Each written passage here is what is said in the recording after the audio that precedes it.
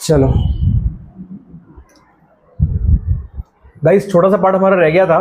तो पहले बायोसेवर्ट्स का ना एप्लीकेशन जो हम कर रहे थे, कैलकुलेशन ऑफ, तो अब पूरा रिकॉल करो। लेक्चर हमने 4 पार्ट में ब्रेक किया था। पहला पार्ट था कैलकुलेशन ऑफ मैग्नेटिक फील्ड, जो हमने उस दिन किया। ठीक है, स्ट्रेट वायर, सर्कुलर वायर, उनके कॉम्बिनेशन एटसेट्रा एटसेट्रा। ठीक है, उसमें एक छोटा सा वेरिएशन बाकी रह गया था, वो है ampere circuital law, something like Gauss law, right. तो वो आज करना है अपने को। और उसके बाद नेक्स्ट हमारा जो पोर्शन स्टार्ट होगा वो होगा मोशन, मतलब फोर्स एंड मोशन की बातें स्टार्ट हो जाएंगी मैग्नेटिक फील्ड में, जो कि इलेक्ट्रोस्टैट में होती थी, इलेक्ट्रिक फील्ड में, राइट। उस तरीके तो क्विकली इसको कवर कर लेते हैं।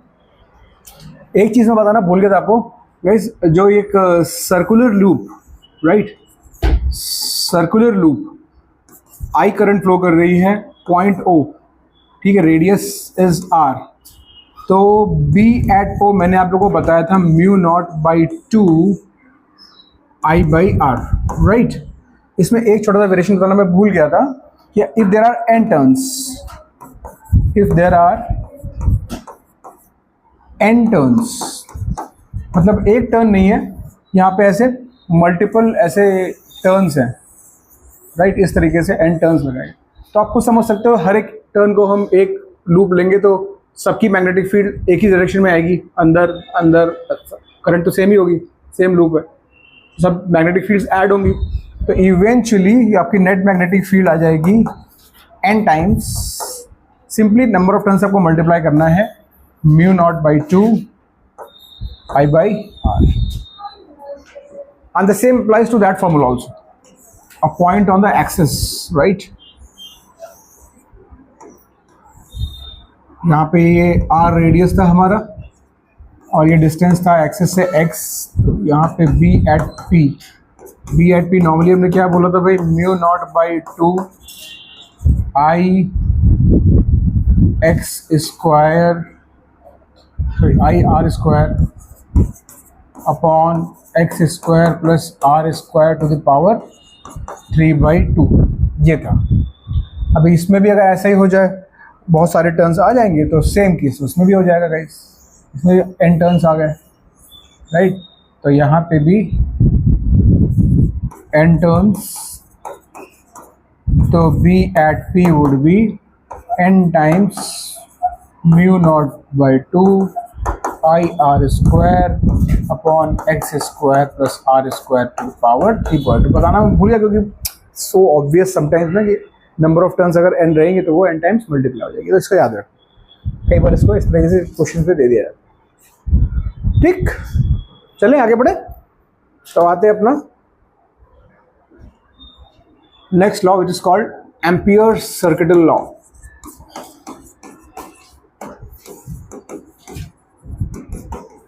Ampere circuital law, this is a cousin brother of Gauss law in electrostat। ठीक, क्या बताता है ये कि भाई अगर आपको एक स्पेस में मैग्नेटिक फील्ड लिखवा लो, यहाँ पे एक करंट फ्लो कर रही है, मान लो इस रीजन में करंट फ्लो कर रही है आई, ठीक है, और आपको स्पेस में मैग्नेटिक फील्ड निकालनी है किसी पॉइंट पी पे, किसी पॉइंट पी पे इस करंट की वजह से, राइट। तो आप already we know the formula now कि ये क्या होता है, B P is equal to mu naught by 2 pi I by R, where R is a distance, this we know, right. R is a perpendicular distance. But भी if you want to calculate this, let's say we want to derive this formula, तो ये ampere circuital law हमको एक तरीका देता है easily magnetic field निकालने का इन स्पेस। लेकिन ऐसा नहीं है कि ये मतलब this is like you know the tool which can be applied anywhere. कुछ इसके रेस्ट्रिक्शंस हैं, वहीं पे अप्लाई कर सकते हो, वो रेस्ट्रिक्शंस अपन देखेंगे। लेकिन जहाँ पे ये अप्लाई हो जाता है ना, वहाँ पे लाइफ बहुत सिंपल कर देता है। तो प्रॉब्लम्स में जब ये आपको दिखेगा और थोड़ा सा चमकेगा कि हाँ ये ACL से होना है, क्योंकि एक्चुअली पता है एग्जाम में चैलेंज ये नहीं होता है कि ACL लगाना, एग्जाम में चैलेंज ये होता है, अपने दिल की बात बता रहा हूँ, एग्जाम में चैलेंज ये होता है कोई बता दिया कि यार इसमें ACL लगना है ये चैलेंज होता है। तो वो थोड़ा सबको प्रैक्टिस से आएगा, ठीक है। चलो देखते हैं क्या बोलता है ये लॉ क्या बोलता है कि आप अगर एक रीजन में, जहाँ हमारा इसमें करंट फ्लो कर रही है आई, ठीक है, और यहाँ पे I1 ऐसे ले लेते हैं और एक दूसरी करंट एक और ले लेते हैं I2, ठीक है, to better understand this law. और हमको इस पॉइंट P पे यहाँ पे मैग्नेटिक फील्ड निकालनी है because of these two currents. तो ये बोलता है कि आप एक पाथ इमेजिन करिए, क्लोज पाथ।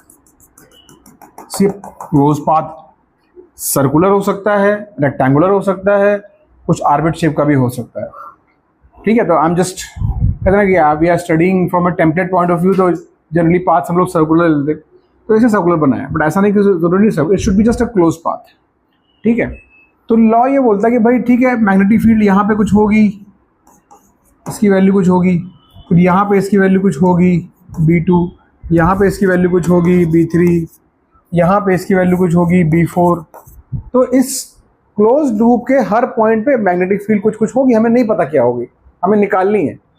तो जो भी होगी, अगर आप क्या करो, आप इन सारे पॉइंट्स पे डिलीजेंटली, सारे पॉइंट्स पे जितने भी पॉइंट्स इस लूप पे हैं, मैग्नेटिक फील्ड निकालो और उसका डॉट ले लो डीएल वेक्टर के साथ। डीएल वेक्टर मतलब इस लूप का लेंथ वेक्टर, मतलब यहाँ पे एक छोटा सा एलिमेंट लिया आपने डीएल और उसको B1 डॉट डीएल कर दिया, फिर आपने यहाँ पे छोटा सा लूप लिया, इसको B2 डॉट डीएल कर दिया, ऐसे B3 डॉट डीएल, ऐसे करते करते आप करते जाओ, ठीक है। अभी आप करते रहो, तो ओवरऑल अल्टीमेटली आपको ये सब ऐड करना है। तो ये ऐड करना मतलब ये बोल देते हैं कि भाई ये क्लोज इंटीग्रल बन गया।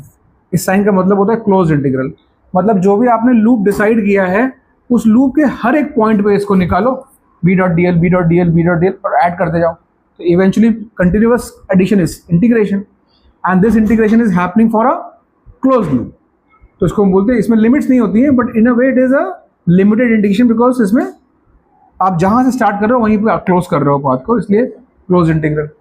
इंटीग्रल B डॉट डीएल, इसने बोला एम्पियर ने कि भाई ये चीज़ किसी के बराबर है, ये चीज़ किसी के बराबर है, किसके बराबर है? It is mu naught times, it is mu naught times net current, this is very important, net current threading through the loop, threading through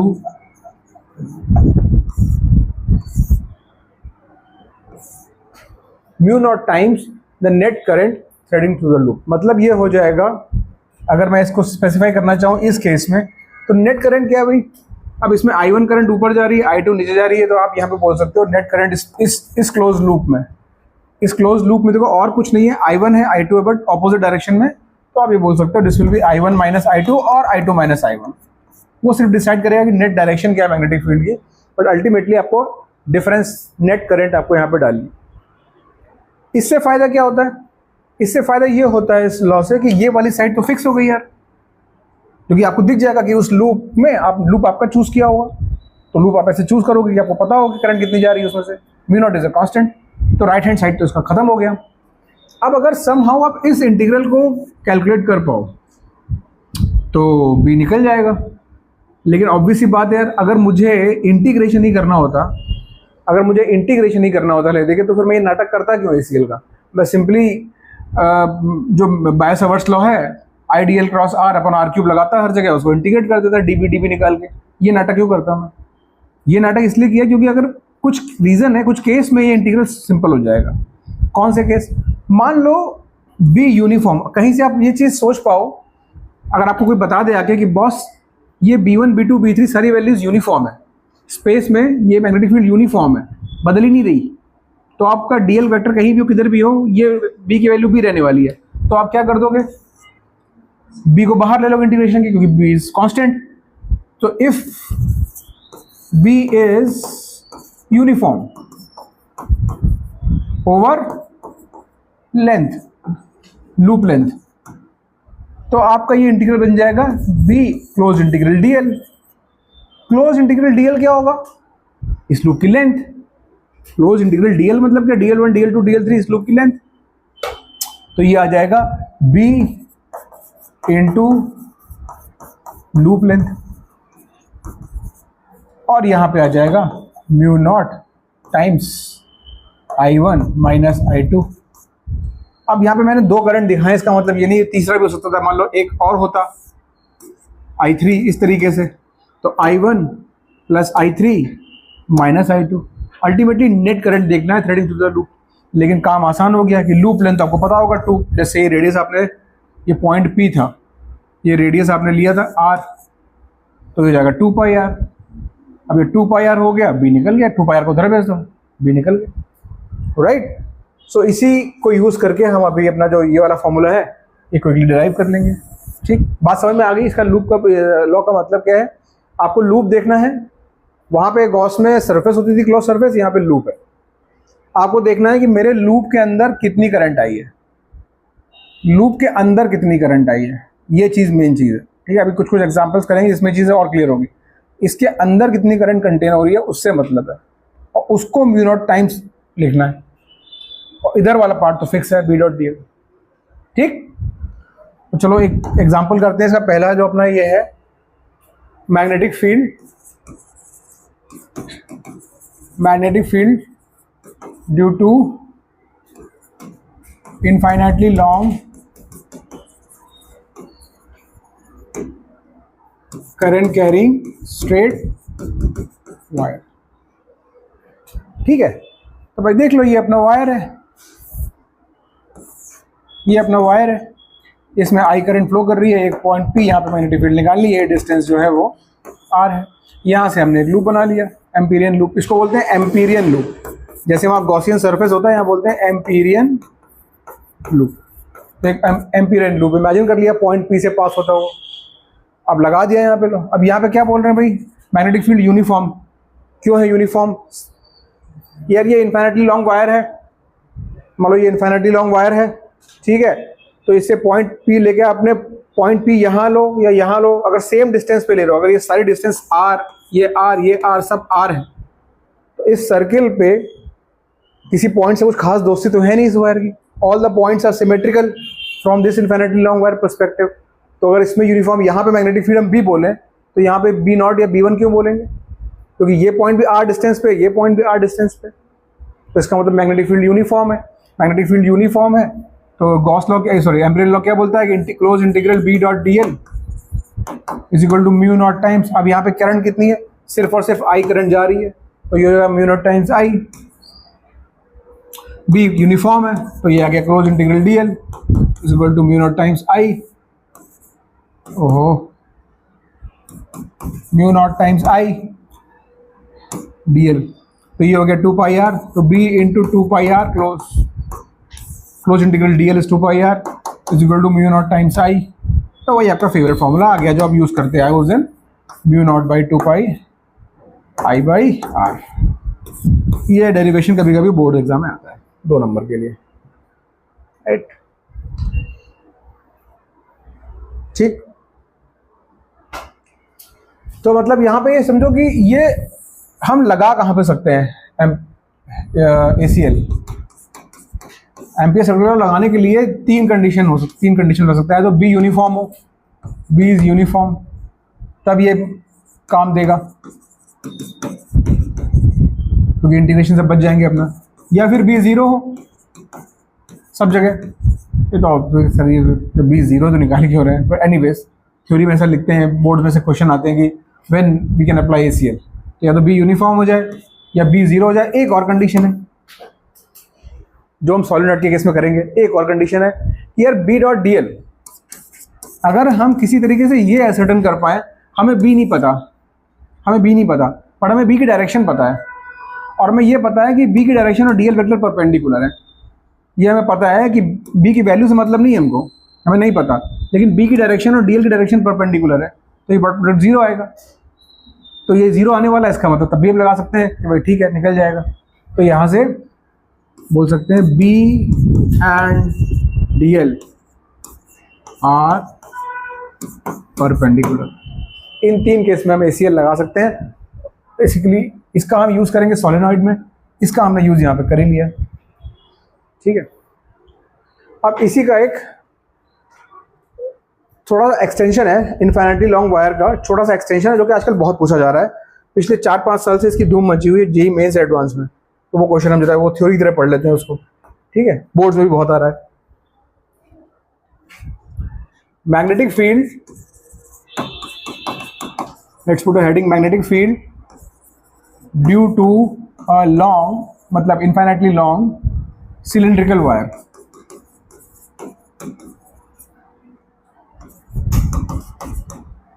ठीक है, तो एक चीज मैं करके दिखाऊंगा आपको, फिर एक क्वेश्चन आप लोग प्रैक्टिस करना है इसके बाद मेरे सामने। अभी कैसा होता है कि हम लोग नॉर्मली वायर बनाते हैं तो उसको डायमेंशनलेस मान लेते हैं ऐसा, राइट। तो यहाँ पे बोल रहा है अब ये ऐसा नहीं कैसे, अब ये सिलेंड्रिकल वायर है, लॉन्ग है बट ये सिलेंड्रिकल वायर है, ठीक। तो बेसिकली कहानी कुछ ऐसी है यार, कहानी कुछ इस तरीके से है, इनफाइनाइटली लॉन्ग है अभी भी, ठीक है। टोटल करंट इसमें जो फ्लो कर रही है इससे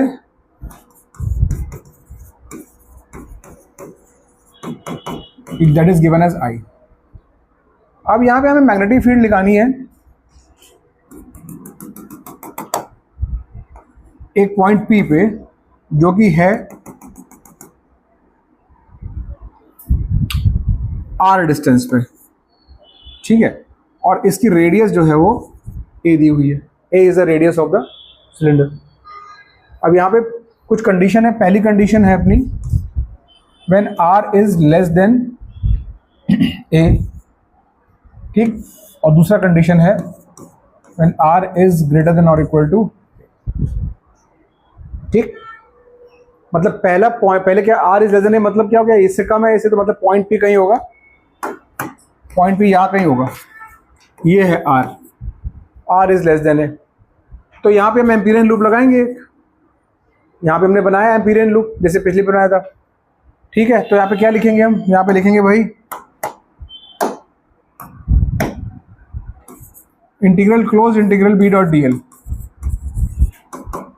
is equal to mu naught times the net current threading through the loop. अब इतना आपको समझ में आ रहा है, बी भाई ये भी लॉन्ग वायर है तो ये पॉइंट वैसे भी, ये भी तो सिमेट्रिकल पॉइंट है, अंदर लोगे तो भी सब जगह से R डिस्टेंस पे है, तो बी यूनिफॉर्म रहेगी, बी यूनिफॉर्म है तो बाहर निकाल ली। अब DL, तो DL मतलब इस लूप का ये, तो ये तो सिंपल हो जाएगा 2 पाई R, उसमें तो कोई चेंज नहीं आएगा भाई, ये R डिस्टेंस है तो ये R रेडियस का लूप बना हुआ है, ये वो 2 पाई R सर्कम्फ्रेंस हो गई, तो ये तो यही हो गया। अब म्यू नॉट, अब यहाँ पे यार देखो थोड़ा दिमाग लगाओ कि ये जो I करंट है ये पूरे इसमें डिस्ट्रीब्यूटेड है, उस समय वायर मैंने पतला बनाया था तो दिमाग में बात आई नहीं, I फ्लो कर रही करंट, अब वायर थोड़ा सा थिक है तो क्या हो रहा है, ये पूरी I करंट जो है इस यूनिफॉर्मली इस क्रॉस सेक्शन में डिवाइडेड है। तो आप क्या करोगे, सिंपल यूनिटरी मेथड लगाओगे भाई कि अगर हम सोचें तो I करंट जो है वो फ्लो कर रही है कितने एरिया में, पाई A स्क्वायर में, तो this is current per unit cross section area. और हमारे पास अगर जो मैं लूप देखूं तो हमारे लूप में तो इतना क्रॉस सेक्शन आ रहा है भाई, हमारे उसमें तो इतना ही क्रॉस सेक्शन आ रहा है,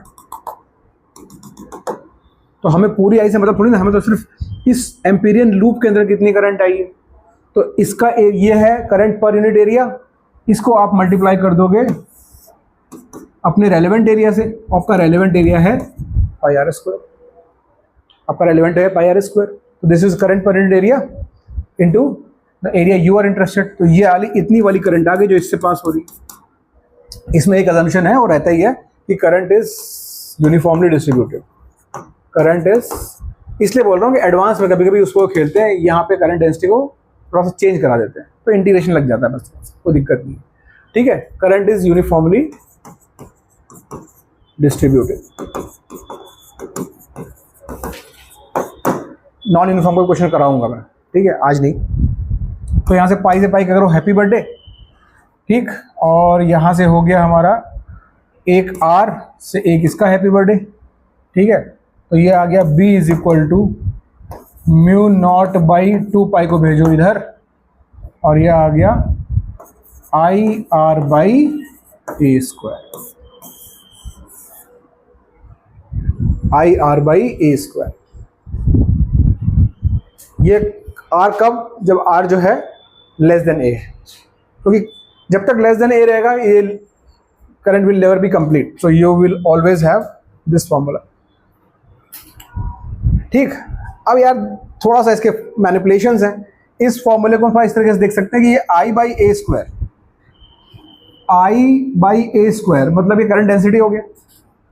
तो इस फॉर्मूले को हम इस तरीके से भी मतलब इस तरीके से विजुलाइज कर सकते हैं कि B is equal to mu naught by 2 I by pi A square को मैंने J लिख दिया इंटू R, ये करंट डेंसिटी हो। भाई मैं सिर्फ ना इस वाली चीज को गाइस, इस वाली चीज को I by pi A square, this is total current divide by area, this is current density J, उसको J इंटू R लिख लिया। अब चूंकि मैग्नेटिक फील्ड वेक्टर क्वांटिटी है तो इसका एक नाइस वेक्टर फॉर्म भी आता है लिखने को। इसको हम इस तरह लिख सकते हैं in form of vector B is equal to mu naught by 2 J cross R। R कौन सा वेक्टर है? वो सेंटर से आप उस पॉइंट को जो पॉइंट कर रहे हो, ये वाला वेक्टर है, ये वाला वेक्टर है J क्रॉस R। J कौन सा वेक्टर है? ये इधर, ठीक, J cross R। J cross R तो मतलब अंदर आएगी, वो तो हमको भी मालूम है अंदर आएगी, तो J क्रॉस R से डायरेक्शन भी निकल आता है। ये याद रखना कभी कभी जरूरी है एडवांस लेवल पे, ठीक है। नॉर्मली आपका ये काम चल जाएगा, किसी को ये याद नहीं रहा तो बोर्ड लेवल पे तो इससे भी काम चल जाएगा। पर ध्यान रखना कि अगर करंट डेंसिटी दी हुई तभी आपका काम बन जाएगा। कभी कभी होता है ना कि हमें रेडियस नहीं दी होगी सिलिंड्रिकल वायर की, सिर्फ ये R डिस्टेंस दे देंगे। अब आप सोचोगे यार ये तो दिया नहीं है मुझे, अब मैं कैसे निकालूँ इसको? करंट डेंसिटी, भाई करंट डेंसिटी दी है ना, तो I अपॉन पाई एस कर दिया यार, ठीक है, इस तरीके से। अब सेकंड केस कर लेते हैं, सेकंड केस कर लेते हैं, उसका ग्राफ बनाएंगे यहाँ से वहाँ तक का, ठीक। सेकंड केस आप लोगों तो एम्पीरियन लूप क्या लोगे आपका? ये हमारा एम्पीरियन लूप हो गया, R बाहर निकल गया भाई, तो अब ये एम्पीरियन लूप हो गया।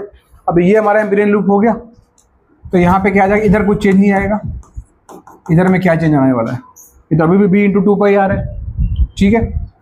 अभी यहाँ पे क्या आ जाएगा? Mu not I net, I net में इस बार आ जाएगा पूरा का पूरा I, तो अब इसमें ये पूरा करंट आ गया लूप के अंदर। तो यहाँ पे फॉर्मूला वही आ गया अपना जो वायर के लिए आता है। इनफैक्ट आपने वायर का फॉर्मूला नादानी में यही तो निकाला था जब इसको आपने थिकनेस को 0 ले लिया था, right. So this is the same, you are bound with the same formula I by R। अब एक इंटरेस्टिंग पॉइंट इसमें ये आता है कि यार यहाँ तक देखो, अंदर जब तक घूम रहे हो आप तब तक it is directly proportional to R। Distance मतलब आप सेंटर से दूर जा रहे हो तो ये लीनियरली बढ़ रही है क्योंकि ये सब कांस्टेंट है।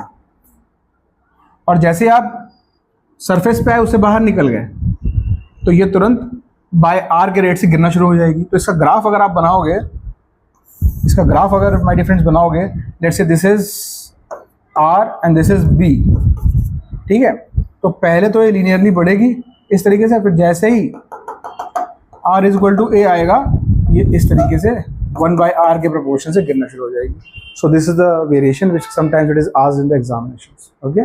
This is the variation of magnetic field with R due to a long cylindrical wire with a uniform distribution of current। अब यहाँ पे अगर कोई भी तुम्हें मैग्नेटिक फील्ड की वैल्यू दी जाए, मान लो यहाँ पे ऐसे, यहाँ पे हॉरिजॉन्टल लाइन ड्रॉ करो, तो एक पर्टिकुलर मैग्नेटिक फील्ड 2 बार अचीव होगी, एक बार R लेस देन A के लिए और एक बार R मोर देन A के लिए। तो ये क्वेश्चन भी एक बार मेंस में पूछा गया, एक बार A बाई 2 दे दिया गया, R is equal to A by 2 दे दिया गया, और एक बार R is equal to 2A दे दिया गया। तो कुछ ऐसा हुआ, रेशियो निकालना था, तो कुछ नहीं, एक बार ये फॉर्मूला लगना था, एक बार ये फॉर्मूला लगना था, तो दोनों का रेशियो निकालना था, ठीक है। तो उसमें रेशियो एक्चुअली इसमें 1:1 आया था। तो कभी कभी लगता है 1:1 कैसे आ गया भाई? ठीक है, एक पर्टिकुलर मैग्नेटिक फील्ड 2 जगह हो सकती है, एक बार R लेस देने के लिए, एक बार R मोर देने के लिए, राइट, पॉसिबल है इस ग्राफ पर्सपेक्टिव से। सो ये हो गया हमारा magnetic field due to a long cylindrical wire. चलो एक क्वेश्चन आप लोग मुझे करके दिखाओ, जैसे एच.सी. वर्मा का, ये मेंस में भी आ चुका है। अगर आपको ये फंडा समझ में आ गया है, थोड़ा दिमाग बस आपको भी लगाना कि अंदर कितनी करंट आ रही है, बस फोकस होइए अंदर कितनी करंट आ रही है लूप के, बस ये अपना क्वेश्चन। कोएक्सियल केबल है दो, कोएक्सियल केबल मतलब वायर, ठीक है, इनका क्रॉस सेक्शन बनाया गया है, मतलब we are not, it's long cable, long cable है, तो we are creating a top view. So कुछ इस तरीके से है ये, एक ऐसा है, पहले सबसे आउटर वायर है, ठीक है, ऐसा है केबल, और फिर एक केबल कुछ इस तरीके से, ठीक। तो ये कुछ सॉलिड टाइप का केबल है, अंदर गया हुआ है पूरा, और फिर ये केबल गया हुआ है इस तरीके से। तो जरा बात को आप समझने की कोशिश करिए कि एक हॉलो, बाहर का एक हॉलो केबल है जिसकी कुछ सर्टेन थिकनेस है, और उसके अंदर उसकी सेम, जैसे इसकी एक्सिस है, दोनों की सेम एक्सिस करते हुए कोसेंट्रिक एक आपको दूसरा एक सॉलिड इस तरह से केबल दिया हुआ है बीच में, ठीक है, ये सॉलिड केबल है, और ये ऐसा एक हॉलो है जिसकी थिकनेस ये है, बीच में यहाँ कुछ नहीं है, कुछ नहीं है, कुछ नहीं है, ये कुछ नहीं है, खाली है, ठीक है। कुछ कुछ चीज़ें दी हुई हैं, चीज़ें ये हैं कि भाई ये चीज़ तो है आपकी स्मॉल ए, ठीक, ये चीज़ है आपकी स्मॉल सी, और ये चीज़ है आपकी स्मॉल बी। ये तीनों आपको मतलब ज़रूरत पड़ेगी इसकी, वो दे दी है। इनर वायर में क्या हो रहा है भाई, करंट है आई नॉट, ठीक है। आउटर वायर में करंट है माइनस आई नॉट, मतलब कहना ये चाह रहा हूँ कि एक में करंट अगर ऐसे आ रही है आई नॉट, तो बाहर वाले में आई नॉट अंदर जा रही है ऑपोजिट डायरेक्शन में, ठीक है, बेसिकली ऑपोजिट एंड इक्वल। तो इसमें आपको देखना पड़ेगा एम्पियर सर्कुलर लॉ में नेट करंट का फंडा लग जाएगा इसमें। Find magnetic field at, question number A, at a point where X is less than A, मतलब एक पॉइंट हम कोई ले रहे हैं जिसको पहले यहाँ रख रहे हैं, फिर यहाँ रख रहे हैं, फिर यहाँ रख रहे हैं, ऐसा हो जाएगा। पहले X is less than A, मतलब इसके अंदर आ जाएगा पॉइंट। दूसरा क्वेश्चन है X is between A and B, X is between A and B. C question है X is between B and C, and D question है X is greater than C. अभी क्वेश्चन अच्छा है क्योंकि ये आपके एम्पियर सर्कुलर लॉ के सारे फंडे एकदम एक शॉट में क्लियर कर देगा। आपको बस ये देखना है कि किस जगह पे मैं कौन सा एम्पिरियन लूप बनाऊं, उस पॉइंट से पास, एम्पिरियन लूप हमेशा उस पॉइंट से पास हो जहाँ पे आप मैग्नेटिक फील्ड निकाल रहे हो, और उसके अंदर कितनी करंट आ रही है। बाहर की करंट से आपको कोई मतलब ही नहीं, जैसे गॉस लॉ होता है ना कि जो चार्ज बाहर गया उससे मतलब ही नहीं, वैसे इसमें जो करंट बाहर गई उस लूप के उससे कोई मतलब नहीं, उसके अंदर क्या करंट है बी डॉट डी एल ये कर दो। और ऑब्वियसली लॉन्ग वायर है तो सब कुछ चलना है सिमेट्रिक, तो आप बी को तो मतलब इंटीग्रेशन तो नहीं करोगे, खाली बी को बाहर निकाल के बाकी सब चीज़ें करोगे, ठीक है। मैं आंसर लिख देता हूँ सभी के, आई एम श्योर आप सभी लोग इसको कर लोगे। एक आंसर होगा mu naught by 2 pi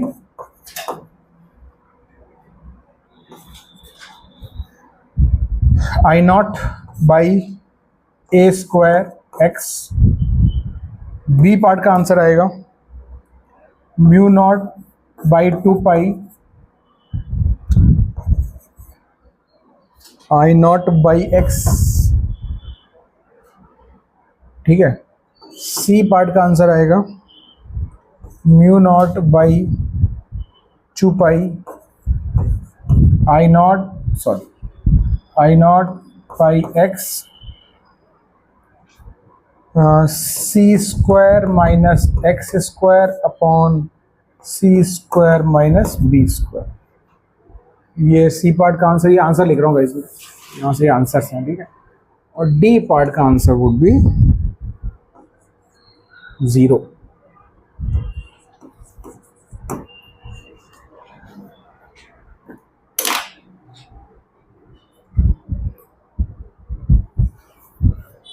D part का आंसर वुड बी 0।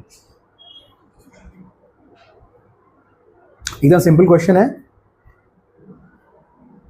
आपको बस देखना है कि एम्पीरियन लूप के अंदर क्या आ रहा है, दैट्स इट।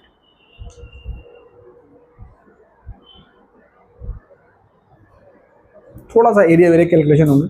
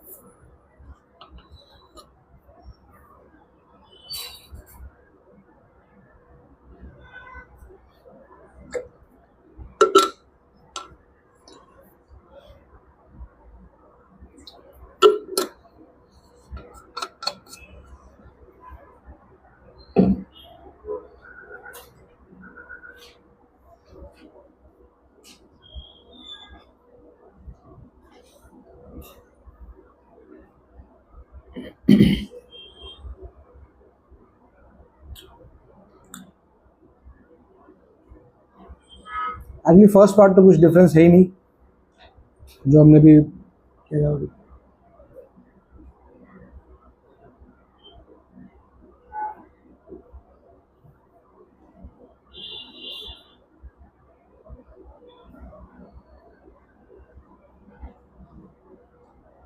पूरा गेम जो है वो नेट करंट निकालने का है हर केस, तो इधर तो b इंटू टू पाई एक्स आने वाला है। लेफ्ट हैंड साइड पे आपका बी डी एल क्या आएगा, b इंटू टू पाई एक्स। खाली आपको चेंज होगा जो राइट हैंड साइड पे चेंज होता रहेगा एरिया की वजह, करंट नेट करंट की वजह से बस, ठीक है ना।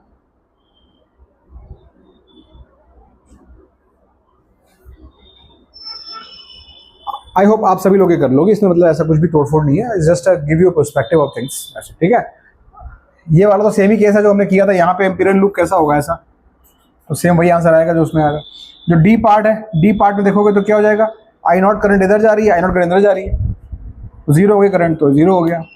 वो मैं ना कि इसमें एम्पियर सेकेंडरी लॉ में कभी कभी फायदा इसका ऐसे भी हो जाता है कि अगर नेट करंट जीरो हो गई तो अपना जीरो हो गया मैग्नेटिक फील्ड। तो ये वाले तो दोनों दिख रहे हैं अपने को, ठीक है। अब यहाँ पे अगर आपका होगा तो देख लो, यहाँ पे अगर आपका लूप होगा तो ये पूरी करंट आ जाएगी, इसलिए ये फॉर्मूला बिल्कुल वैसा ही हो गया जैसे एक लॉन्ग सिलेंड्रिकल वायर रखा था और उसके मतलब एक्स डिस्टेंस पे, क्योंकि इधर का तो कुछ पार्ट आएगा नहीं।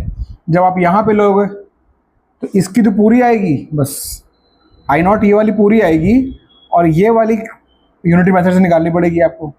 तो यहाँ पे क्या हो जाएगा, ये जो आई नॉट आपकी ये वाले इस वाले पार्ट का जो आई नॉट है वो डिवाइड होगा पाई सी स्क्वायर माइनस बी स्क्वायर से, ये हो गया यूनिटरी मेथड से पर यूनिट एरिया, और इसको आप मल्टीप्लाई कर दोगे पाई,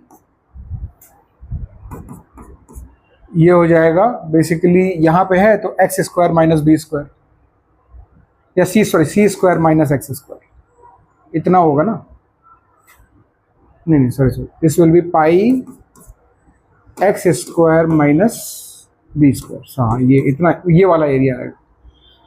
अगर आपने ये लूप लिया इधर वाला ऐसा, तो करंट इस लूप के अंदर कितनी आएगी, ये वाले एरिया पे आएगी ना, ये वाला एरिया, और ये वाला एरिया कितना होगा, pi X square minus pi into B square, ये आपके आई नॉट होगी।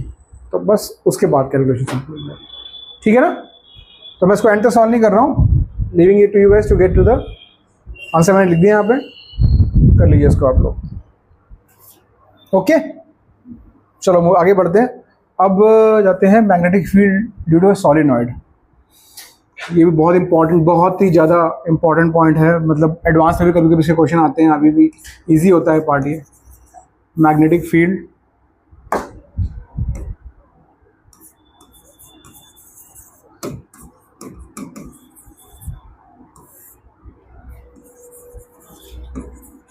ड्यू टू अ लॉन्ग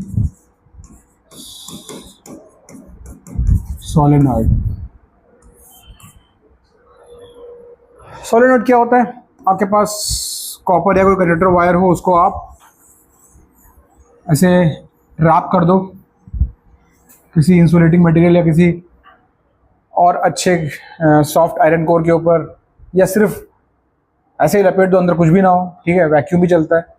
इस तरीके की वाइंडिंग्स आप क्रिएट करते हो जब ये स्ट्रक्चर, और इसमें करंट फ्लो करा दो आई, तो ये बन जाता है सोलेनॉइड। ठीक है, इसकी अपनी मैग्नेटिक फील्ड होगी। आपने शायद 10th में, अगर आपको याद हो, तो इसको हम लोग एक बार मैग्नेट की तरह बना लेते हैं। ठीक है, इसका एक नॉर्थ पोल होता है, इसका एक साउथ पोल होता है। नॉर्थ पोल से मैग्नेटिक फील्ड निकलती है, साउथ पोल में जाती है, राइट, इस पढ़ा है ना, राइट, सोलेनॉइड। और हमको एक चीज़ और पढ़ाई गई थी कि inside the solenoid magnetic field is uniform, right, it is from south to north and it is uniform inside the magnet solenoid. तो ये चीज़ कि इसके अंदर मैग्नेटिक फील्ड जो होती है यूनिफॉर्म होती है, ये सब बताया गया था हमको। लेकिन जो हमें नहीं बताया गया था वो था इसकी वैल्यू क्या है। तो अब जो वक्त आ गया है उस जानने का इसकी वैल्यू क्या होती है एग्जैक्टली, ठीक है, और क्या क्या इसमें पैरामीटर्स इन्वॉल्व है।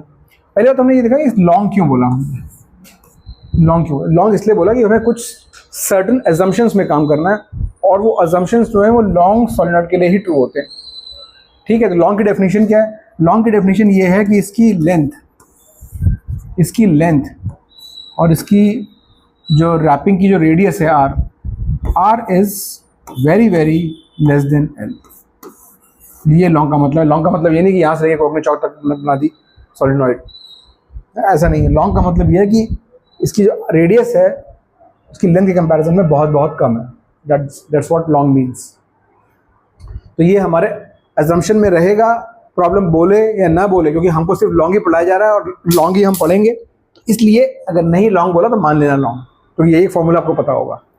बेकार में सोच के मत कि सोचना अरे तो लॉन्ग बोला नहीं है। ठीक, कभी कभी वो लॉन्ग बोलते नहीं है लेकिन लेंथ बोल देंगे, ऐसे कि 80 सेंटीमीटर और रेडियस बोल देंगे 2 mm। अब लॉन्ग नहीं बोलेंगे। अब समझो कहाँ 80 सेंटीमीटर कहाँ 2 mm, मतलब ये हो गया 800 mm, ये 200 mm 400 times, length is 400 times, और क्या चाहिए भाई, बच्चे की जान लोगे। ठीक है, तो ये हो गया। तो एजम्पशंस, लॉन्ग सोलेनॉइड के एजम्पशंस। अब इसमें कुछ एजम्पशंस जो है वो एक्सपेरिमेंटल, जो हमने ऑब्जर्वेशन लिखे हैं उस हिसाब से हैं, और कुछ एजम्पशंस हम जस्ट ले लेते हैं। ठीक, ज़्यादा एक्सपेरिमेंटल है। पहली चीज इनसाइड द सोलेनॉइड,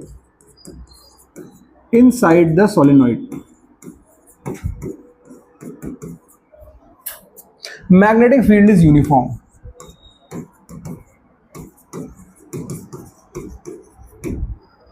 मतलब ये पॉइंट यहाँ पे हो, पुणे में हो, दिल्ली में हो, कलकत्ता में हो, कहीं पे भी हो, अगर वो सोलेनॉइड के अंदर है तो same magnetic field in same direction.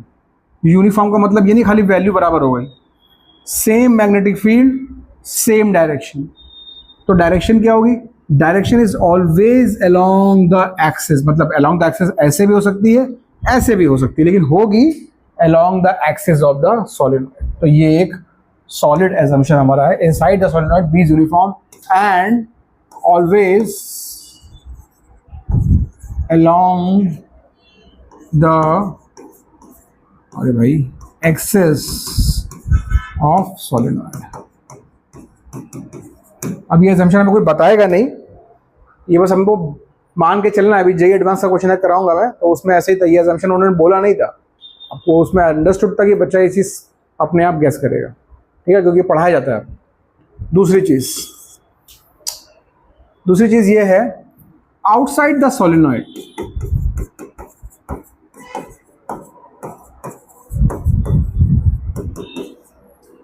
B is 0। ये क्या मतलब सर? और यही है मतलब। तो सर आप झूठ बोल रहे थे 10th में, ये बार मैग्नेट रखा हुआ है, आप क्या झूठ बोल रहे थे? ये मैग्नेटिक फील्ड लाइन दिखा रहे हो, बोल रहे हो आप इसके बाहर 0 है।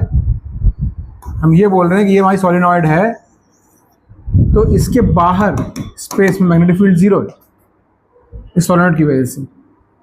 हाँ, ये एजम्पशन है। क्यों लगाया ये एजम्पशन? एजम्पशन इसलिए लगाया है कि जब हमने इसके अंदर की मैग्नेटिक फील्ड को देखा, वो आ रही है मालूम पड़ा 100 टेस्ला, एक वैल्यू दे रहा हूँ आपको समझ में आए। यहाँ देखा तो आ रही है 0.2 टेस्ला। अब ये तो यार मतलब इतनी कम है कि ये अर्थ की मैग्नेटिक फील्ड के बारे में वो टक्कर नहीं दे पा रही, तो ऐसी चीज़ को तो क्यों ही सोचना इसके बारे में। इसलिए फॉर ऑल प्रैक्टिकल पर्पसेस इसको कर देते हैं इग्नोर, इसको कर देते हैं इग्नोर। और उसमें एडवांस के क्वेश्चन में यही एजम्पशन पे इन्होंने एक ऑप्शन लिख दिया था, outside solenoid magnetic field is always 0। अब जो बच्चे बेकार के लॉजिक में पढ़ गए 0 तो नहीं होती है, मिनिमम होती है, तो ऑप्शन नहीं क्लिक करूंगा मैं, चले गए मार्क्स। अपनी अकल ज़्यादा लगाओगे तो मार्क्स चले जाएंगे, राइट। तो इसलिए ध्यान रखो, कुछ बोली जा रही है इसका मतलब अब आप हर जगह इसको 0 ही लोगे, ठीक है। आउटसाइड 0। तो हाँ, इसमें पिछले 3 असम्पशन है। एक तो यूनिफॉर्म, ये 1.1 है, मैं साथ में लिख गया इसके। और ये तीसरा असम्पशन है, ये अपने को लेके चलिए। अब है इसका कैलकुलेशन। तो इसके कैलकुलेशन के लिए अब हम लगाएंगे ACL। कैसे इसको कैलकुलेट करना? अब ये अनदर ACL का एप्लीकेशन है जहाँ पे B और DL परपेंडिकुलर होंगे तो हम उसको 0 कर देंगे, ठीक। तो बनाते हैं हम सोलेनॉइड एक। अभी सोलेनॉइड बनाने का तरीका क्या है देखो। क्या हम बच्चों की तरह बार बार ऐसे खेलेंगे? नहीं, ये तकलीफ देता है आंखों को।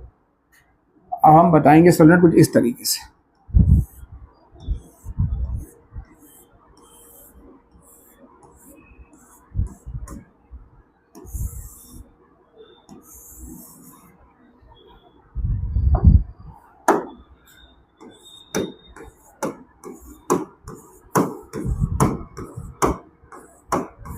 बता रहा हूं अभी क्या कर रहा हूं।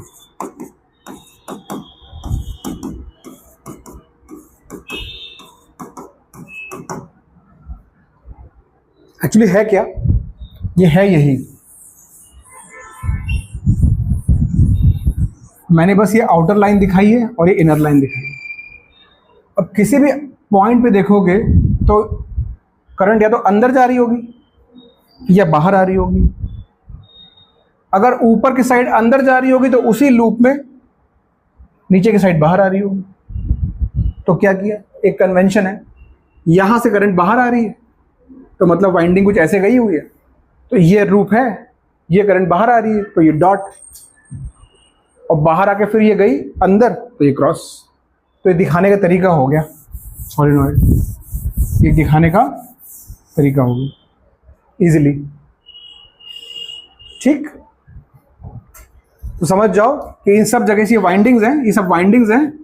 ये एकदम एज वाला पॉइंट है, टॉप का, एकदम टॉप का पॉइंट है, यहाँ से करंट बाहर आ रही है। ये एकदम बिलो वाला पॉइंट है, उसके नीचे करंट अंदर जा रही है। इस तरीके से करंट फ्लो कर रही है। हमारा काम क्या है? हमारा काम है कि अंदर मैग्नेटिक फील्ड निकालो किसी पॉइंट पे, ठीक है। हम क्या करेंगे, एक मान लो इस तरीके का एम्पीरियन लूप ले लेंगे, थोड़ा अंदर थोड़ा बाहर, थोड़ा अंदर थोड़ा बाहर। अब पॉइंट P कहीं पे भी हो, तो यहाँ पे कुछ फर्क नहीं पड़ता, कुछ फर्क नहीं पड़ता, ठीक। अब इस एम्पीरियन लूप में घूमेंगे, वही करेंगे जो करते हैं, integral B.dl is equal to mu naught I net. ये करना है अपने को। चलो यहाँ से स्टार्ट करते हैं, A B C D, ठीक। अब हम हमारा ये assumption है कि भाई ठीक है कि इसमें यहाँ से यहाँ इसको हम इंटीग्रल B.dl को हम 4 पार्ट में ब्रेक करते हैं। पहले number 1 A to B B.dl plus number 2 B to C। भाई क्लोज लूप को ब्रेक कर रहे हैं, इतना तो कर सकते हैं ना, मैथ नाराज तो नहीं होगी।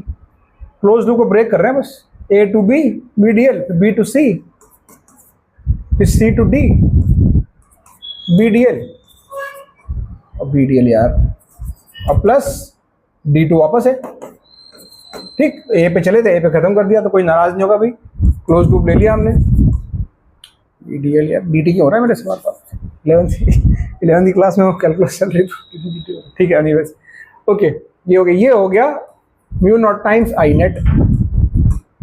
सो फार सो गुड, कोई समस्या नहीं भाई, फिजिक्स हैप्पी, एम्पियर हैप्पी। अब भाई A to B B uniform है जो मैं निकालनी है, तो बी डॉट डी एल, इसको बी मान लेते हैं कि ये लेंथ जो है, चलो जल्दी कर दें ना, अभी डेरिवेशन है मेरे वीडियो में रिकॉर्डेड है अच्छे से, लिस्ट ऑफ डेरिवेशंस में अच्छे से रिकॉर्डेड है। अभी यहाँ बस यहाँ पे इसलिए करा रहा हूँ, आप समझ जाओ एम्पियर लॉ। ये लेंथ एल ले लो, तो भाई ए टू बी हो गया B into L. B uniform थी, अजम्पशन था, बी यूनिफॉर्म है अंदर, अजम्पशन था, तो बाहर निकाल लिया, डीएल क्या हो गया, ए टू बी और एल। अब देखो यहाँ से यहाँ आए, अभी यहाँ से आपको मालूम है दूसरा अजम्पशन भी है कि मैग्नेटिक फील्ड जो है इतने पार्ट में ऐसी है, मतलब डायरेक्शन इसकी ऐसी है मैग्नेटिक फील्ड की, और डीएल ऐसा है, DL magnetic field, DL magnetic field कितना एंगल हुआ, 90 डिग्री, तो ये उड़ गया, क्योंकि यहाँ से यहाँ तक तो परपेंडिकुलर हो गया, यहाँ से तो जीरो है, तो ये उड़ गया, प्लस जीरो। क्या लिखोगे, because B and D L vector are perpendicular. अब इसमें आए, ये तो बेचारा गरीब था ही, आउटसाइड मैग्नेटिक फील्ड जीरो बोल चुके हैं पहले अजम्पशन में, तो गरीब जीरो।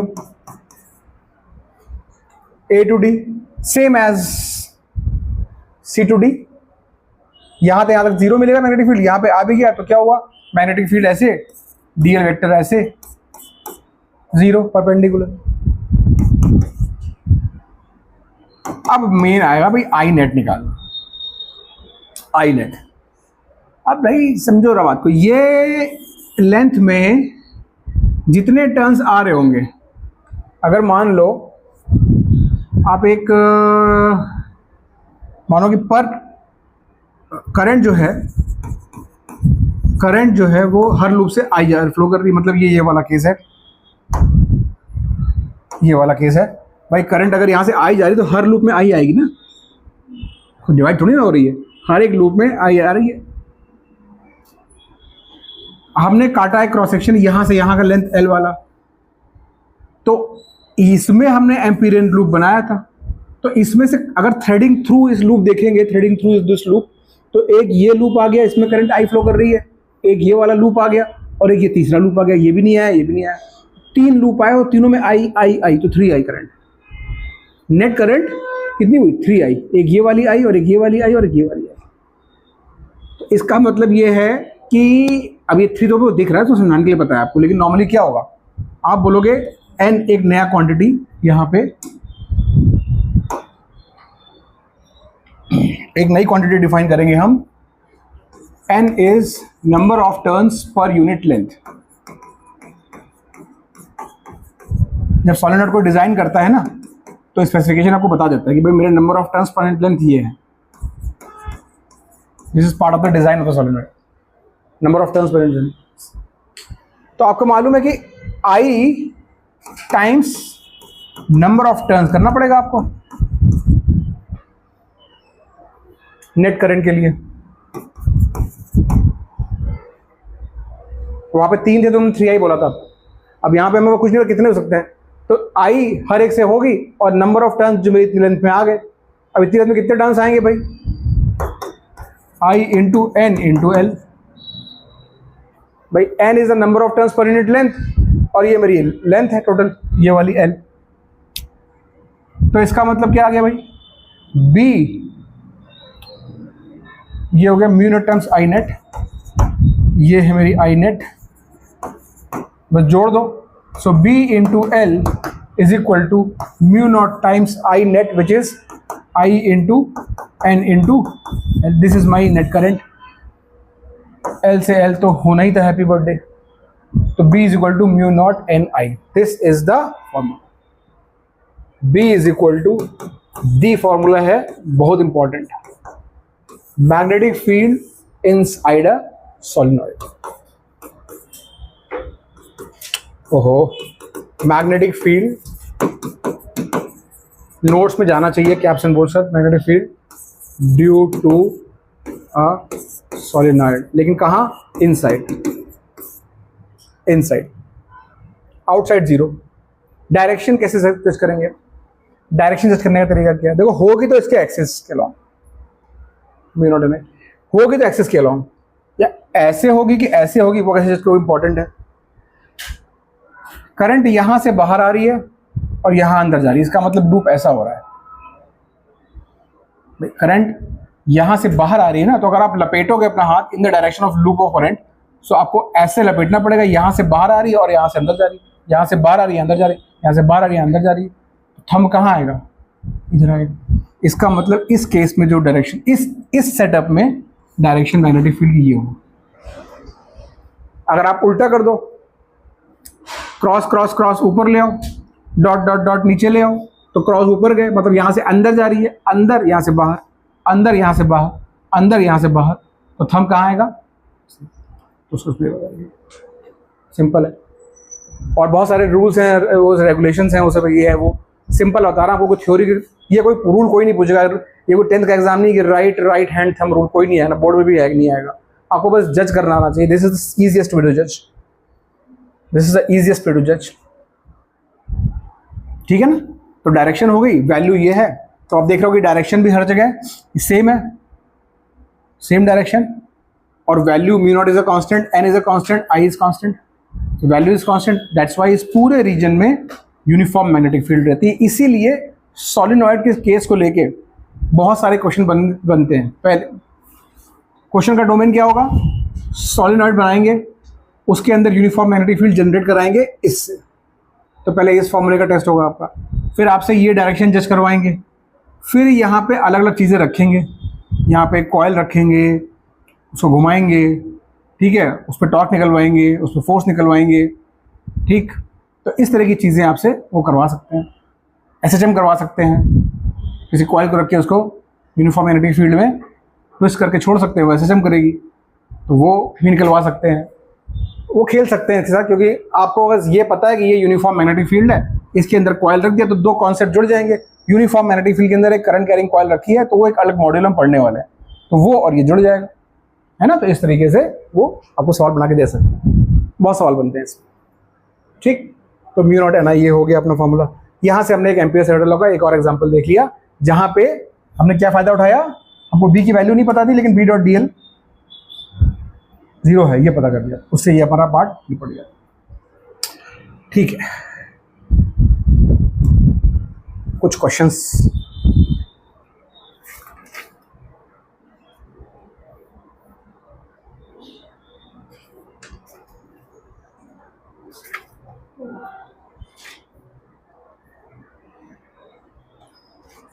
देख लो, थोड़े से मजे ले लेते हैं ना, इजी क्वेश्चन वाले।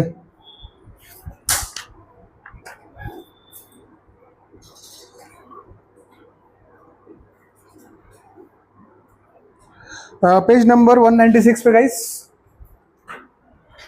Page number 196, JEE warm up, question number 19। जल्दी से आंसर बता दो बस, जल्दी से। अभी बिल्कुल ऐसा ही बिल्कुल सेम क्वेश्चन जो 19 करा रहा हूँ, ऐसे जेई मेंस में है, बिल्कुल एकदम सिंपल क्वेश्चन, एकदम सिंपल।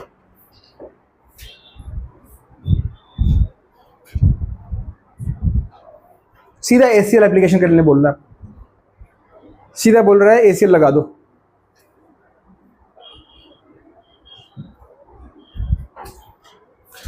इसका मतलब होता है करंट बाहर आ रही है, और इसका मतलब होता है करंट इससे अंदर जा रही है।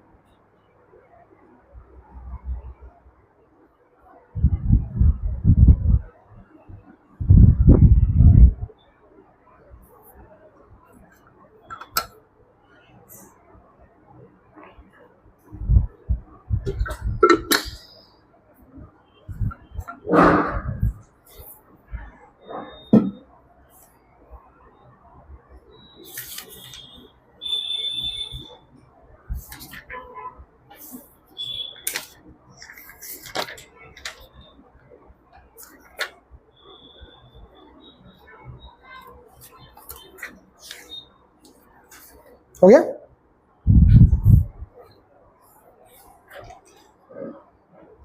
Mu naught times I net, तो बाहर आने वाली जोड़ लो, अंदर वाली घटा दो, नेट करंट हो गया। That will be the value of integral B dot D N. Amperian loop बना के दिया हुआ है, things can't be easier than this. हो गया सबसे? चलो आगे बढ़ते हैं। अब एक क्वेश्चन सॉल्व आउट कर लो ताकि थोड़ा बस आइडिया लग जाए।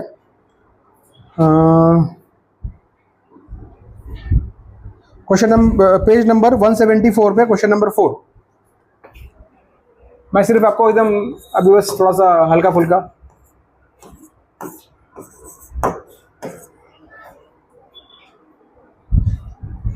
अपने जो फॉर्मूला सीखा उसमें वैल्यू डाल के उसको अप्लाई करना सीख जाओ। Mu naught N I formula लगाना है। थोड़ा जल्दी करो गाइस, ना we are on a tough target today.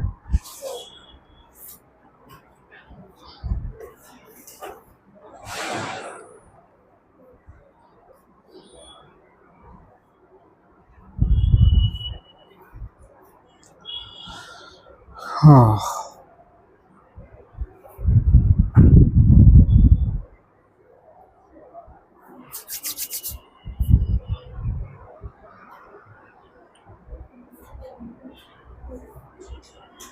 Mu naught की वैल्यू को बता दूं। म्यू नॉट की वैल्यू होती है,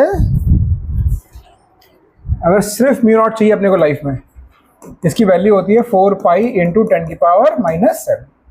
तो कि म्यू नॉट बाई 4 पाई होता है हमारा 10 to the power -7 SI units में। ठीक है, तो यहाँ पे पाई को ज़्यादा मेरे ख्याल से ज़्यादा फायदा नहीं होगा 22/7 लेके, तो आप इज्जत से इसको 3.14 ले लो बस।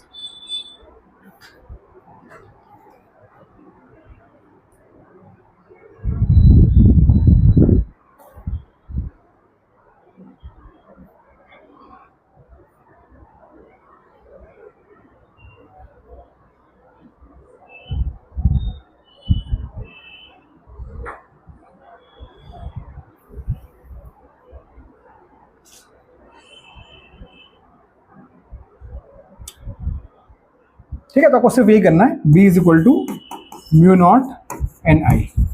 ठीक, सब वैल्यूज प्लग इन कर दीजिए इसमें, सब कुछ दिया हुआ है आपको, and you can find out just to make you comfortable. ठीक है, तो we'll go to the next topic. आप इसको कर लेना। We'll go to the next topic which is called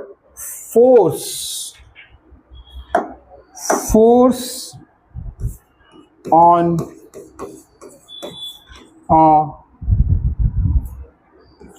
charge particle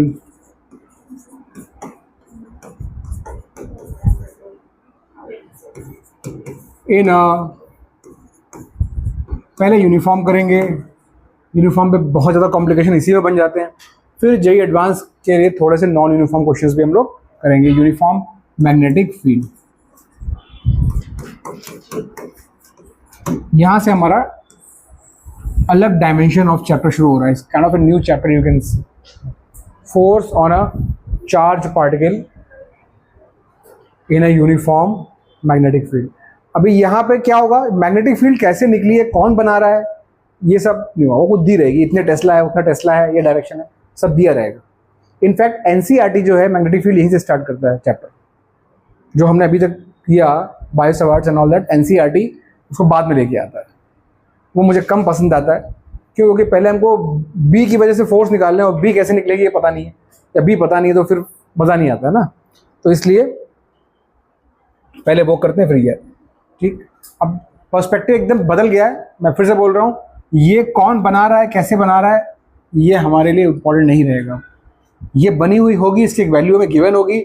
हमारा फोकस रहेगा कि चार्ज पार्टिकल को इसको यहाँ पे लेके आ रहे हैं इस जगह, तो इस पर फोर्स कितना लगेगा, उसकी वजह से क्या क्या एक्सेलरेशन क्या होगा, उसका पाथ कैसा होगा, ट्रेजेक्ट्री कैसी होगी, राइट, और बहुत सारी चीज़ें।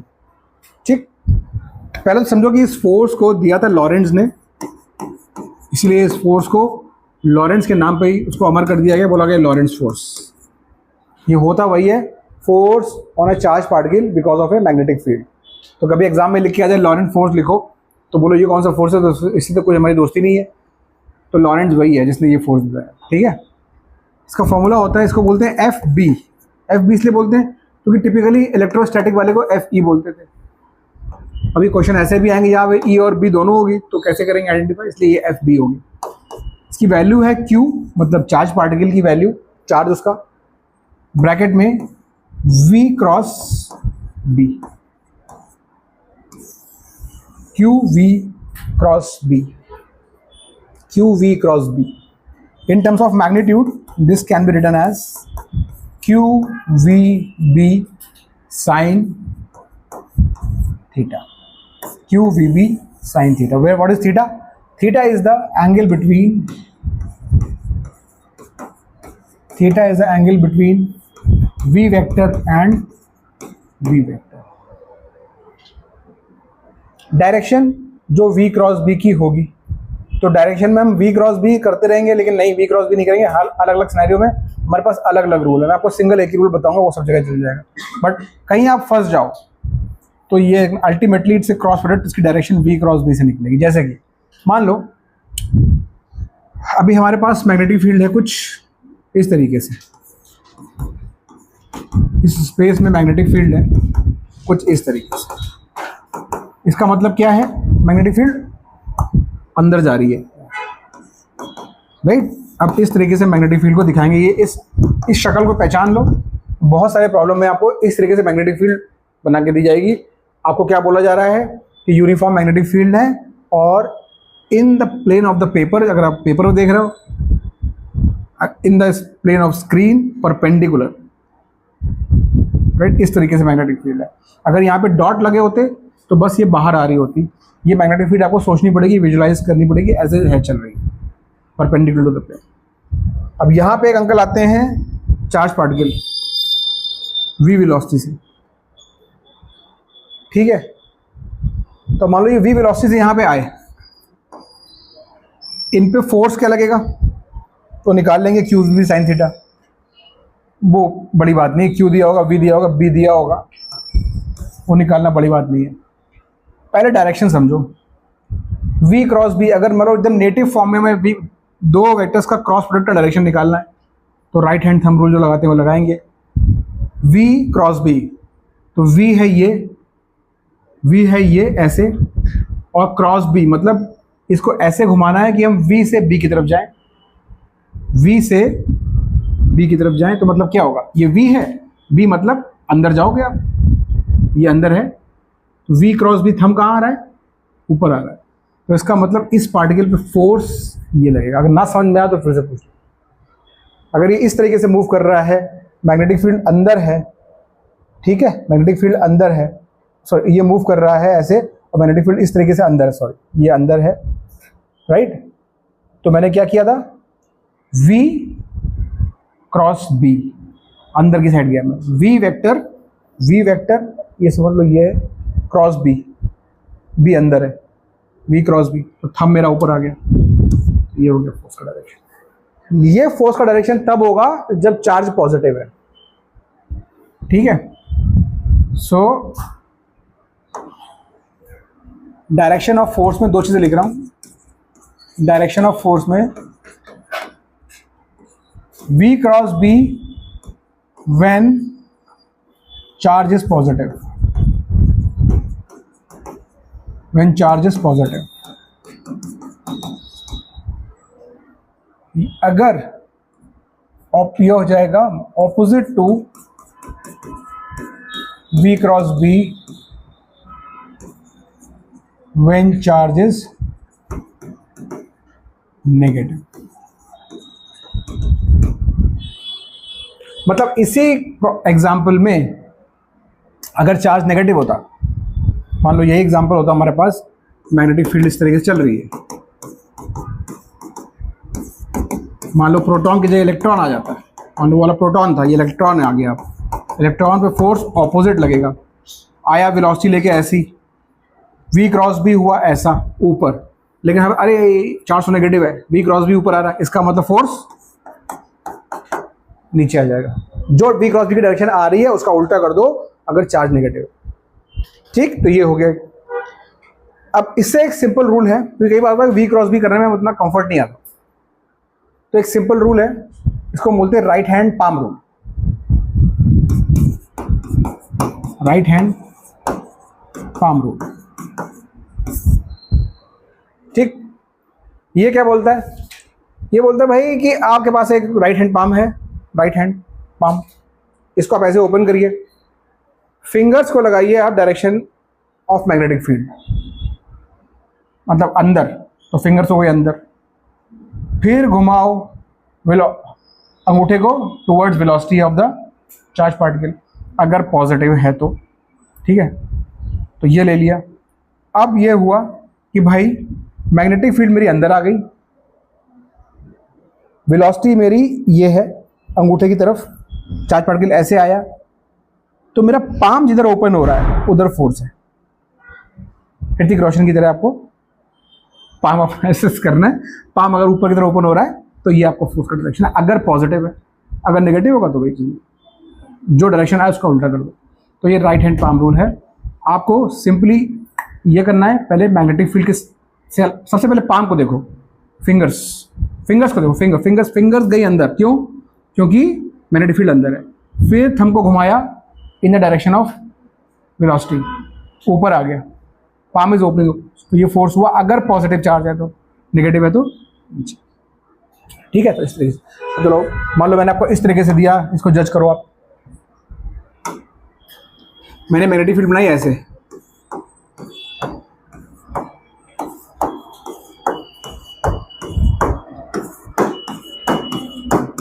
बस करो, ठीक। अब मैग्नेटिक फील्ड बनाई मैंने ऐसे, और मैंने चार्ज पार्टिकल की वेलोसिटी बना दी ऐसे। मान लो ये पॉजिटिव चार्ज है और वेलोसिटी इसकी भी है, कैसे फोर्स लगेगा इसमें? आप V क्रॉस B भी कर सकते हो, या फिर आप राइट हैंड पाम रूल भी कर सकते हो, जो आपको चले। आंसर दोनों सेम आएगा।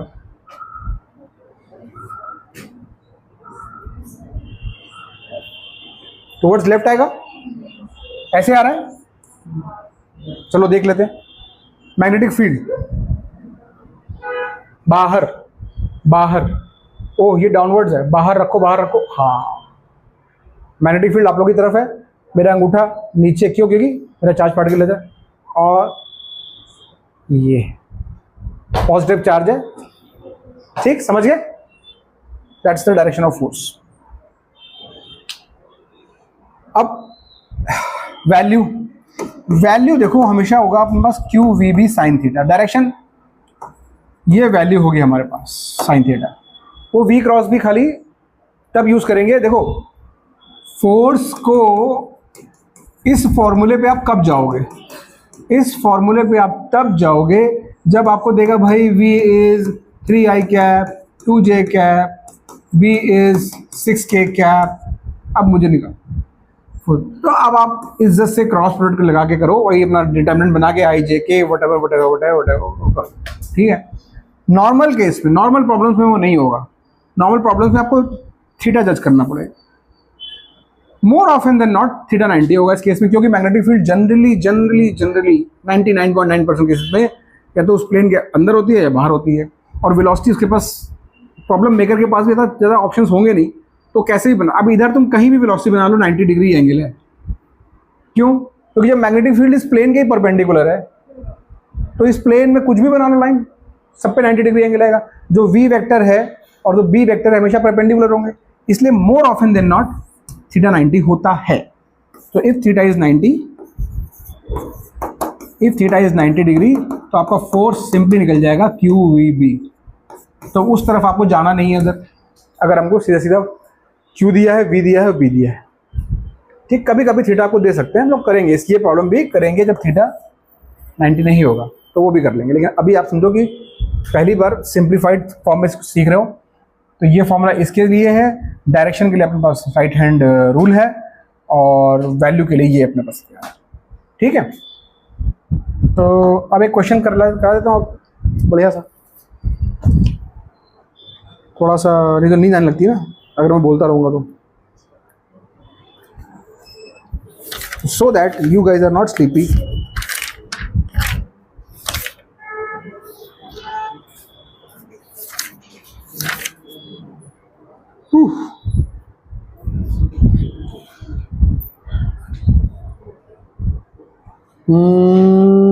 चलो चेक पॉइंट 2 का क्वेश्चन नंबर 1 कर लो, पेज नंबर 179। भाई टाइम मत लगाना, है ना please. Check point 2 question number 1। अब इसमें वही करना पड़ेगा आपको, क्यू वी क्रॉस बी, क्योंकि ये V and B are given in vector form.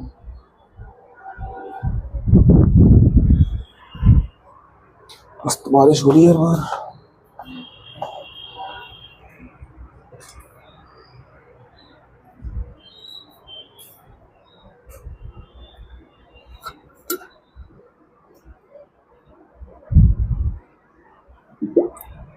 I hope सबको वो डॉट प्रोडक्ट निकालना आता है, भूल के नहीं गए हो आप लोग।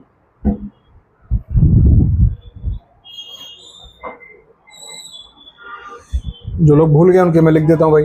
ओके सर, वही कहानी हो जाएगी। इंटरव्यू देना था लेकिन वाइट शर्ट नहीं थी।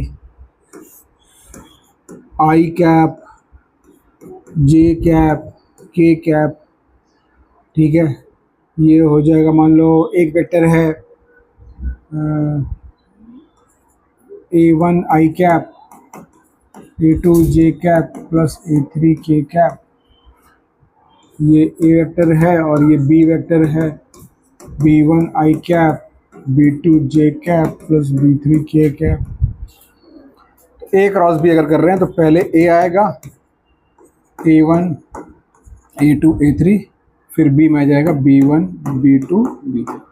ये डिटर्मिनेंट आपको सॉल्व करना पड़ेगा, दैट बी योर रिजल्ट। इसमें तो काफ़ी इजी होगी, आई डोंट थिंक सारे हैं, कुछ कुछ ही हैं, बाकी ज़ीरो है, सॉरी बाकी ज़ीरो है।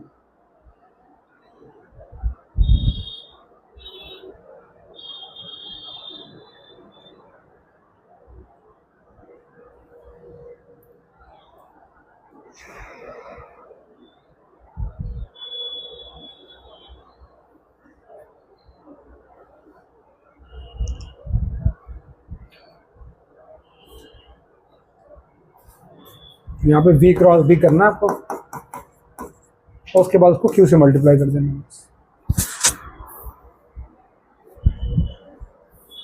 ठीक है, आई होप नहीं हुआ तो हो जाएगा। I have to move to the next topic guys, इसको आप कर लीजिएगा।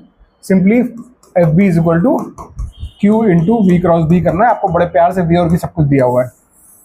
ठीक है, MST CT लेवल का क्वेश्चन है ये।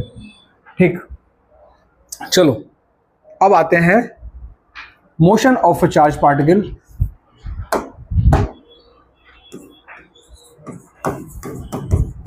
Motion of a charge particle in a uniform magnetic field. Guys, this is the topic. The topic मतलब very very very important। कोई ऐसा पिछले सालों में बोर्ड्स का, जेई मेंस का ऐसा पेपर मैंने देखा नहीं जिसमें ये टॉपिक का सवाल नहीं है। बोर्ड्स के लिए भी और जेई एडवांस में भी कहीं ना कहीं दोनों पेपर में ये एक बार दिख ही जाता है। अब हो सकता है कि मतलब इस साल ना आया हो सकता है, मतलब don't quote me for this, but at least it is very high weightage topic, motion of a charge particle in a uniform magnetic field. क्योंकि है ही बहुत इंटरेस्टिंग टॉपिक, इसमें क्वेश्चन भी अच्छे अच्छे बनते हैं और सिंपल भी होते हैं। तो यार कहानी कुछ ऐसी है कि हमारे पास एक यूनिफॉर्म मैग्नेटिक फील्ड है, हमारे पास यूनिफॉर्म मैग्नेटिक फील्ड है, इसको हम बोल रहे हैं बी। जैसे कि मैंने बोला ये बी कौन बना रहा है, कैसे बना रहा है, वो हम बायोसावर्ट्स में देख चुके हैं। ठीक है, तो हमें वो अलग क्वेश्चन डोमेन हो गया कि सॉलिनॉइड से बन रही है, किससे बन रही है, हमें मतलब नहीं, ये मतलब है। ठीक, यहाँ पे एक चार्ज पार्टिकल वी वेलोसिटी से, जो कि सबने भी देखा। अभी मान लेते हैं इसका चार्ज जो है Q, इसका मास है M। ये मैं अगर लिखना भूल भी जाऊं तो समझना जो भी पार्टिकल की बात हो रही है उसका चार्ज है Q, मास है M। ठीक, और ये पॉजिटिव चार्ज लेके चलते हैं फिलहाल, बिकॉज कुछ तो लेके चलना पड़ेगा वरना डायरेक्शन में कंफ्यूज हो गए हम लोग, तो we'll take it as a positive charge.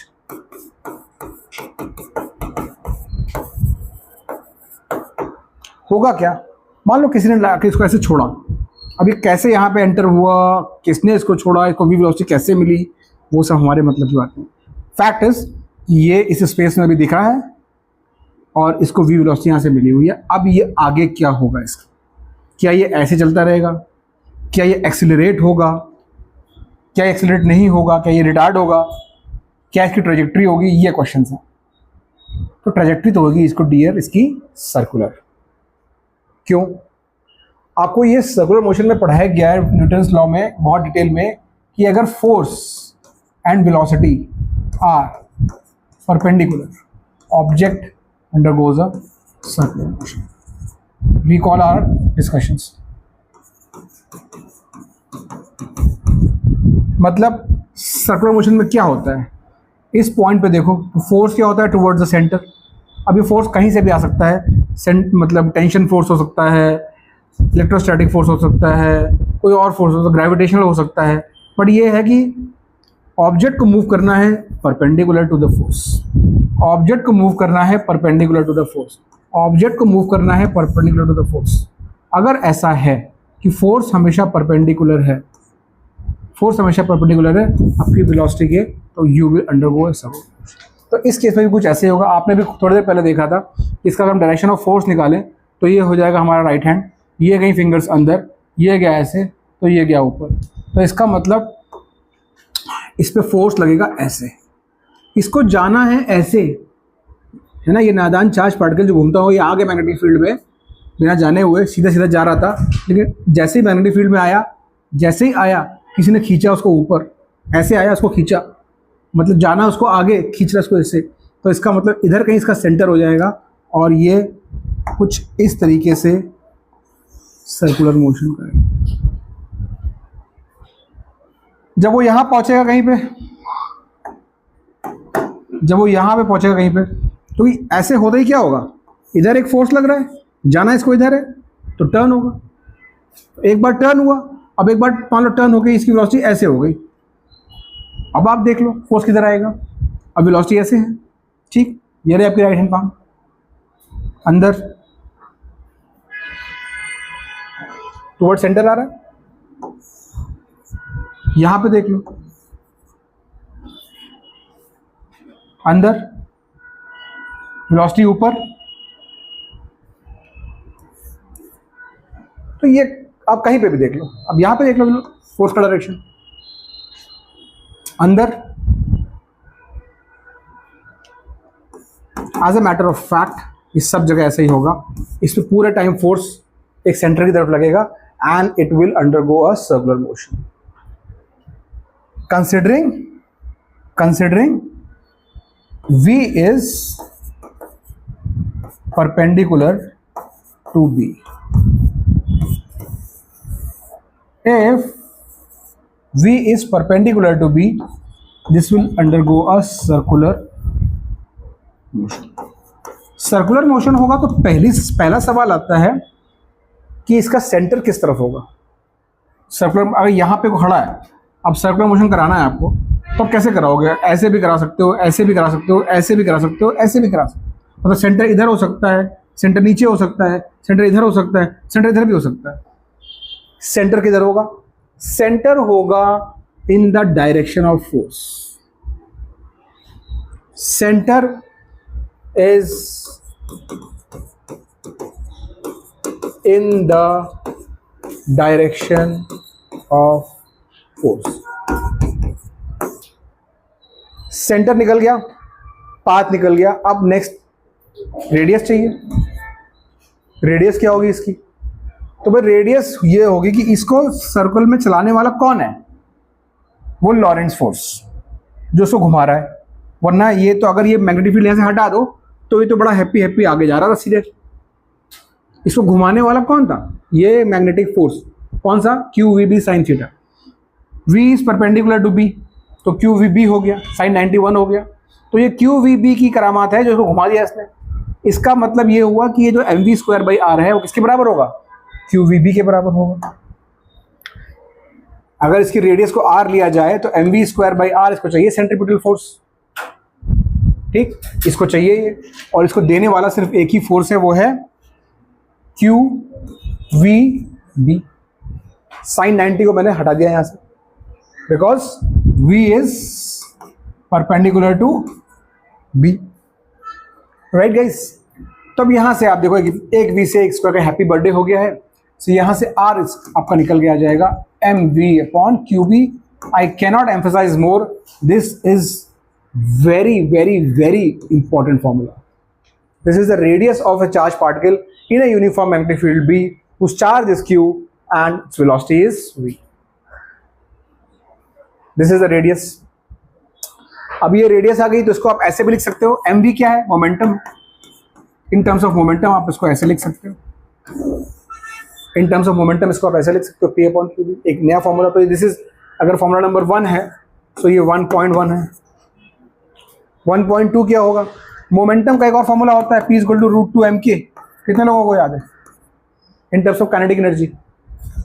K is kinetic energy root two m K, तो P हटा के रूट टू एम के लिख दो तो फॉर्मूला 1.2 आ जाएगा, is equal to square root of 2mk upon q B. सारे फॉर्मूले याद होने चाहिए हमको, टाइम बचाना है हमको, ठीक है ना। ये काइनेटिक एनर्जी टर्म में हो गया, ये मोमेंटम टर्म में हो गया। अब अगर एक चार्ज पार्टिकल को, इसका चार्ज क्यू था, इसको आपने वी पोटेंशियल डिफरेंस से एक्सेलरेट किया होगा, वी पोटेंशियल डिफरेंस से एक्सेलरेट किया, बता चुका हूं ना। Work done is equal to change in kinetic energy, तो Q into V, charge into potential difference, this is the work done, this is equal to kinetic energy. तो के की जगह क्या आ जाएगा, क्यू इंटू वी। तो इसका formula 1.3 R is equal to square root of 2m q v capital V upon q B. As I said, सारे फॉर्मूले याद होने चाहिए, सारे फॉर्मूले याद होने चाहिए, टाइम बचता है। ये हो गई इसकी रेडियस। अब इस पे क्वेश्चन की डोमेन क्या होगी,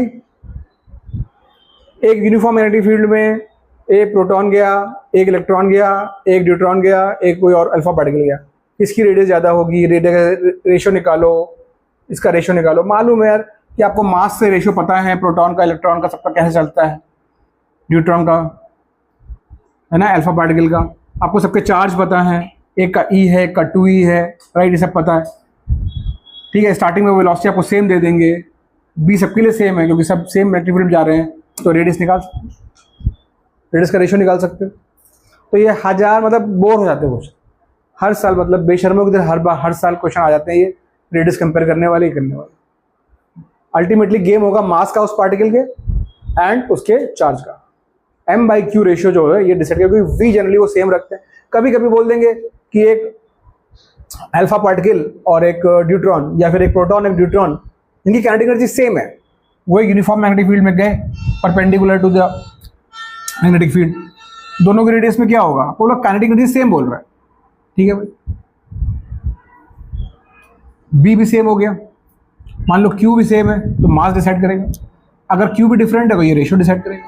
तो you have to just plug in diligently the values, and mostly in this question में they will not ask you to calculate, they will simply ask you to find the ratio of the radius. Very simple, right. तो ये इस तरह के question हमको पूछे जाते हैं।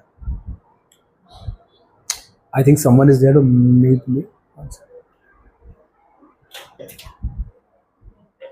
आएंगे वो, ठीक है, तो चलो वी कैन कंटिन्यू, ठीक। तो एक क्वेश्चन इस पे कर लेते हैं फटाफट। ये सारे फॉर्मूलेज 1, 1.1, 1.2 तीनों फॉर्मूलेज हमको होने चाहिए। चलो पहले एक इजी क्वेश्चन करते हैं, क्वेश्चन नंबर 4। इसमें कुछ कैलकुलेशन नहीं है, बस थोड़ा दिमाग लगाना है। Question number 4 check point 2। Question number 4 CP2। फटाफट जल्दी, हाँ guys, we can't take forever for these easy questions.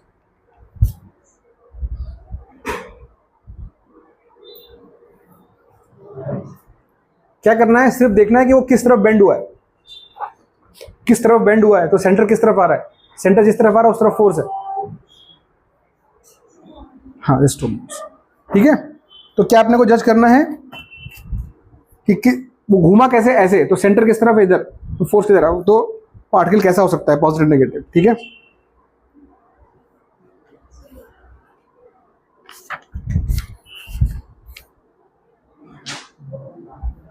I am giving you certain questions, ये आप लोग करो। I have someone to meet and then I just finish in 5-10 minutes. इसी को अपना ब्रेक भी समझ सकते हो आप, it's about time we are taking break. तो यहाँ से हम कंटिन्यू करेंगे।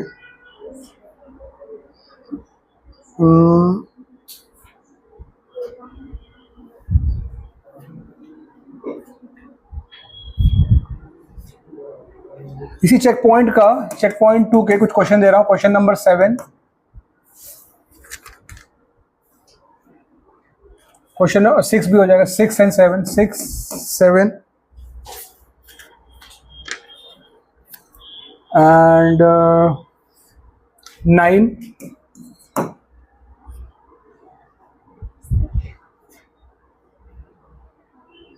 11,